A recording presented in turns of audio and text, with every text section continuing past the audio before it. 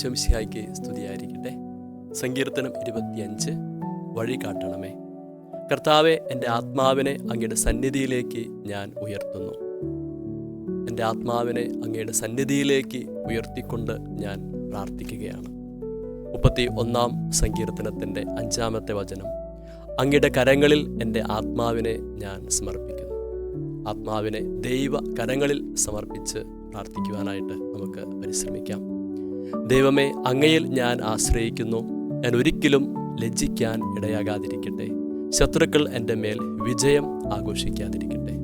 34-ാം സങ്കീർത്തനത്തിൻ്റെ 5-ാമത്തെ വചനം. അവിടുത്തെ നോക്കിയവർ പ്രകാശിതരായി, അവർ ലജ്ജിതരാവുകയില്ല. അപ്പോൾ ദൈവത്തെ നോക്കിക്കൊണ്ട് ദൈവത്തിൻ്റെ കരങ്ങളിലേക്ക് നമ്മുടെ ആത്മാവിനെ കൊണ്ട് കൊടുത്തുകൊണ്ട് നാം പ്രാർത്ഥിക്കുമ്പോൾ ഒരിക്കലും നമുക്ക് ലജ്ജിക്കേണ്ടി വരികയില്ല. അങ്ങയെ കാത്തിരിക്കുന്ന ഒരുവനും ഭഗ്നാശനാകാതിരിക്കട്ടെ. 4 മുതലുള്ള വചനങ്ങൾ. കർത്താവെ, അങ്ങയുടെ മാർഗങ്ങൾ എനിക്ക് മനസ്സിലാക്കി തരണമേ. അങ്ങയുടെ പാതകൾ എന്നെ പഠിപ്പിക്കണമേ. അങ്ങയുടെ സത്യത്തിലേക്ക് എന്നെ നയിക്കണമേ. എന്നെ പഠിപ്പിക്കണമേ. എന്തെന്നാൽ അങ്ങാണല്ലോ എന്നെ രക്ഷിക്കുന്ന ദൈവം. ഇപ്രകാരമാണ് പ്രാർത്ഥിക്കുന്നത്. അങ്ങയുടെ മാർഗങ്ങൾ എനിക്ക് മനസ്സിലാക്കി തരണമേ. നാം പലപ്പോഴും പ്രാർത്ഥിക്കാറുള്ളത് എൻ്റെ മാർഗങ്ങൾ അങ്ങ് മനസ്സിലാക്കണമേ എന്നാണ്.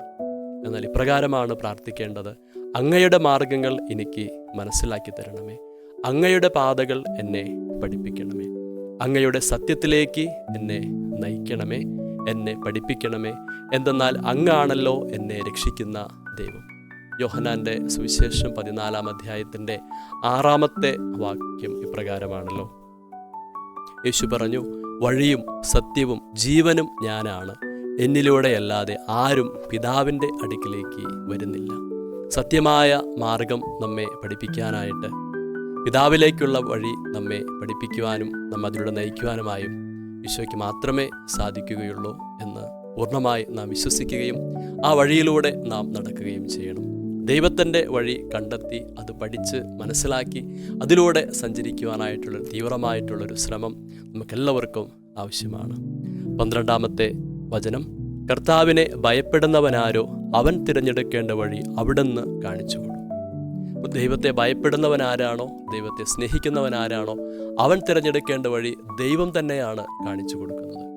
ദൈവത്തോട് പ്രാർത്ഥിക്കുക, ദൈവത്തെ സ്നേഹിക്കുക. തീർച്ചയായിട്ടും നാം ഓരോരുത്തരും തിരഞ്ഞെടുക്കേണ്ട വഴി ദൈവം തന്നെ നമുക്ക് കാണിച്ചു തരും. ദൈവം നമുക്ക് കാണിച്ചു തരുന്ന വഴി ഒരിക്കലും തെറ്റിപ്പോവുകയില്ല. ആ വഴി തീർച്ചയായിട്ടും നിത്യജീവനിലേക്ക് തന്നെ അത് എത്തിച്ചേരുകയുള്ളൂ. അതുകൊണ്ട് നാം ദൈവത്തോട് നിരന്തരം പ്രാർത്ഥിക്കണം. ദൈവമേ, ഞാൻ തിരഞ്ഞെടുക്കേണ്ട വഴി അങ്ങ് തന്നെ എനിക്ക് കാണിച്ച് തരണം. 13 മുതലുള്ള വചനങ്ങൾ. അവൻ ഐശ്വര്യത്തിൽ കഴിയും. അവൻ്റെ മക്കൾ ദേശം അവകാശമാക്കും. കർത്താവിൻ്റെ സൗഹൃദം അവിടുത്തെ ഭയപ്പെടുന്നവർക്ക് ഉള്ളതാണ്. അവിടുന്ന് തൻ്റെ ഉടമ്പടി അവരെ അറിയിക്കും. എൻ്റെ കണ്ണുകൾ സദാ കർത്താവിങ്കിലേക്ക് തിരിഞ്ഞിരിക്കുന്നു. അവിടുന്ന് എൻ്റെ പാദങ്ങളെ വലയിൽ നിന്ന് വിടുവിക്കും. ദയതോന്നി എന്നെ കടാക്ഷിക്കണമേ. ഞാൻ ഏകാകിയും പീഡിതനുമാണ്. അപ്പോൾ ദൈവത്തിൻ്റെ മാർഗങ്ങൾ കണ്ടെത്തി അതിലൂടെ സഞ്ചരിക്കുമ്പോൾ തീർച്ചയായിട്ടും അവൻ മാത്രമല്ല, അവൻ്റെ മക്കൾക്കും ഒരുപാട് അനുഗ്രഹങ്ങളാണ് ദൈവം വാഗ്ദാനം ചെയ്യുന്നത്.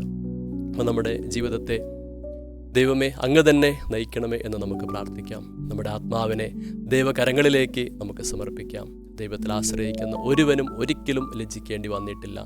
ദൈവത്തെ ആശ്രയിക്കുന്നവൻ്റെ വഴി തിരഞ്ഞെടുത്ത് കൊടുക്കുന്നത് ദൈവം തന്നെയാണ്. അപ്പോൾ നമ്മുടെ മാർഗങ്ങൾ അത് ദൈവം തിരഞ്ഞെടുത്ത് തരട്ടെ. അപ്പോൾ തീർച്ചയായിട്ടും നമ്മളെല്ലാവരും സ്വർഗരാജ്യത്തിൽ ദൈവത്തോടൊപ്പം തന്നെ ആയിരിക്കുമെന്ന് നമുക്ക് പൂർണ്ണമായും വിശ്വസിക്കാം. അവൻ തിരഞ്ഞെടുത്ത് തരുന്ന വഴിയിലൂടെ നടക്കുവാനായിട്ട് നമുക്ക് ആഗ്രഹിക്കുകയും പരിശ്രമിക്കുകയും ചെയ്യാം. നമ്മുടെ കർത്താവ് ഈശോമിശിഹായുടെ കൃപയും പിതാവായ ദൈവത്തിൻ്റെ സ്നേഹവും പരിശുദ്ധാത്മാവിൻ്റെ സഹവാസവും എല്ലാവരോടും കൂടെ ഉണ്ടായിരിക്കട്ടെ, ഇപ്പോഴും എപ്പോഴും എന്നേക്കും.